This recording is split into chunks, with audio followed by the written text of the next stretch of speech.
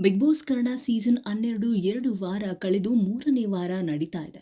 Season ಶುರುವಿನಿಂದಲೂ Ashwini Gowda ಅವರು ಒಬ್ಬರಲ್ಲ ಒಬ್ಬರ ಮೇಲೆ ಟಾರ್ಗೆಟ್ ಮಾಡಿ ಮನಸಾ ಇಚ್ಛೆ ಮಾತನಾಡುತ್ತಾ ತನ್ನ ದರ್ಪವನ್ನ ತೋರುತ್ತಲೇ ಇದ್ದಾರೆ.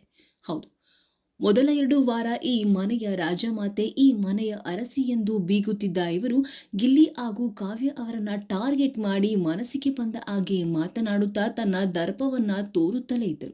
ಇವರ ಜೊತೆಗೆ ಜಾನ್ವಿ ಅವರು ಕೂಡ ಸೇರಿಕೊಂಡು ಎಲ್ಲರಿಗೂ ಟಾಂಗ್ ಕೊಡುತ್ತಾ ತಮಾಷೆ ನೋಡ್ತಾ ಇದ್ದಾರೆ. ಇನ್ನು ರಕ್ಷಿತಾ ಅವರನ್ನ 2ನೇ ವಾರದಲ್ಲಿ ಉಪಾಯ ಮಾಡಿ ತನ್ನ ಗುಂಪಿಗೆ ಸೇರಿಸಿಕೊಂಡು ನೀನು ಸೂಪರ್ ಸ್ಟಾರ್, ತುಂಬಾನೇ ಚೆನ್ನಾಗಿ ಆಡ್ತಿದ್ಯಾ ಎಂದು ಸಪೋರ್ಟ್ ಮಾಡ್ತಾನೆ ಬಂದಿದ್ರು.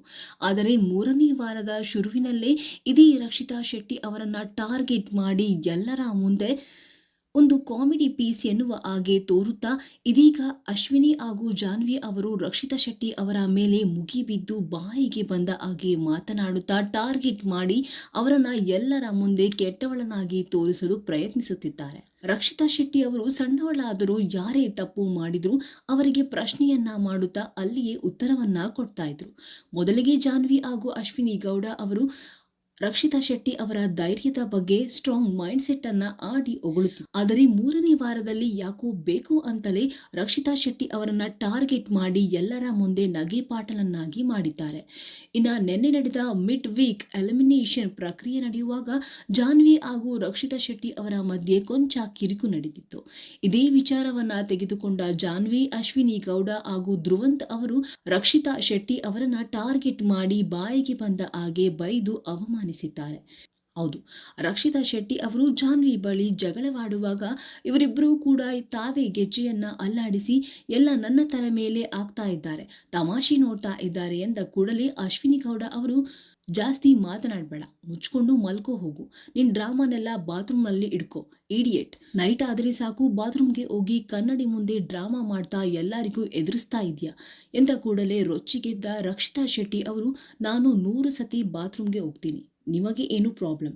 ಇದು ನಿಮ್ಮ ಬಾತ್ರೂಮ್ ಅಲ್ಲ, ಬಿಗ್ ಬಾಸ್ ಬಾತ್ರೂಮ್. ನಾನು ಯಾವಾಗ ಎಲ್ಲಿ ಬೇಕಾದರೂ ಏನು ಬೇಕಾದರೂ ಅದನ್ನ ಪ್ರಶ್ನೆ ಮಾಡೋಕೆ ನಿಮಗೆ ಯಾವ ರೈಟ್ಸ್ ಇಲ್ಲ ಎಂದು ಗರಂ ಆಗಿಯೇ ಉತ್ತರ ಕೊಟ್ಟಿದ್ದಾರೆ. ಇದಕ್ಕೆ ಅಶ್ವಿನಿ ಗೌಡ ಅವರು, ನೀನು ಎಲ್ಲಿಂದ ಬಂದಿದ್ಯಾ ಅಂತ ನೋಡಿದ್ರೇನೆ ಗೊತ್ತಾಗುತ್ತೆ ಎಂದು ರಕ್ಷಿತಾ ಶೆಟ್ಟಿ ಅವರ ಬಟ್ಟೆಗಳನ್ನ ತೋರಿಸಿ ಹೀಯಾಳಿಸಿದ್ದಾರೆ.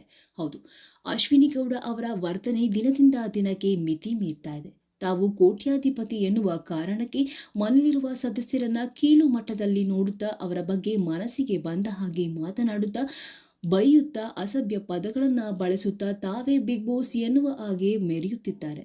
ಆದರೆ ಇದರ ಬಗ್ಗೆ ಕಿಚ್ಚ ಸುದೀಪ್ ಅವರು ಯಾವುದೇ ರೀತಿ ಕ್ರಮ ಕೈಗೊಂಡಿಲ್ಲ. ಮುಂಚೆಯೆಲ್ಲ ಯಾವುದಾದರೂ ಸ್ಪರ್ಧಿ ಬೇರೆ ಸ್ಪರ್ಧಿಯನ್ನ ಟಾರ್ಗೆಟ್ ಮಾಡಿ ಪರ್ಸನಲ್ ಮಾಡಿದರೆ, ಇಲ್ಲಿ ಅಸಭ್ಯ ಪದಗಳನ್ನು ಬಳಸಿದರೆ ಕಿಚ್ಚ ಸುದೀಪ್ ಅವರು ತನ್ನ ಕಿಚ್ಚನ ಪಂಚಾಯಿತಿಯಲ್ಲಿ ಎಲ್ಲರ ಮುಂದೆ ಗ್ರಾಚಾರ ಬಿಡಿಸ್ತಾ ಇದ್ರು. ಆದರೆ ಈ ಬಾರಿ ಕಿಚ್ಚ ಸುದೀಪ್ ಅವರು ಅಶ್ವಿನಿ ಗೌಡ ಅವರ ವರ್ತನೆ ಮಿತಿ ಮೀರಿದ್ದರೂ ಯಾವುದೇ ಕಿವಿ ಮಾತನ್ನ ಹೇಳ್ತಾ ಇಲ್ಲ. ಇದೇ ಕಾರಣಕ್ಕೂ ಏನೋ ಅಶ್ವಿನಿ ಗೌಡ ಅವರ ದರ್ಪ ದಿನದಿಂದ ದಿನಕ್ಕೆ ಹೆಚ್ಚಾಗುತ್ತಲೇ ಇದೆ. ಇನ್ನೋಸೆಂಟ್ ಆಗಿ ಆಡ್ತಾ ಇರೋ ರಕ್ಷಿತಾ ಶೆಟ್ಟಿ ಅವರನ್ನ ಟಾರ್ಗೆಟ್ ಮಾಡಿ ಎಲ್ಲರ ಮುಂದೆ ಕೆಟ್ಟವಳನ್ನಾಗಿ ಪ್ರೊಜೆಕ್ಟ್ ಮಾಡ್ತಾ ಇರೋ ಅಶ್ವಿನಿ ಗೌಡ ಅವರ ಬಗ್ಗೆ ನೀವೇನ್ ಹೇಳ್ತೀರಾ? ತಪ್ಪದೇ ಕಮೆಂಟ್ಸ್ ಮೂಲಕ ತಿಳಿಸಿ. ಕನ್ನಡ ಬಿಗ್ ಬಾಸ್ ಸೀಸನ್ 12ರ ಪ್ರತಿಯೊಂದು ಅಪ್ಡೇಟ್ಸ್ಗಳಿಗಾಗಿ ತಪ್ಪದೇ ನಮ್ಮ ಚಾನಲ್ ಅನ್ನು ಸಬ್ಸ್ಕ್ರೈಬ್ ಆಗಿ. ಈ ವಿಡಿಯೋ ಇಷ್ಟವಾಗಿದ್ದಲ್ಲಿ ತಪ್ಪದೇ ಲೈಕ್ ಮಾಡುವುದರ ಮೂಲಕ ತಿಳಿಸಿ. ಧನ್ಯವಾದಗಳು ವೀಕ್ಷಕರೇ.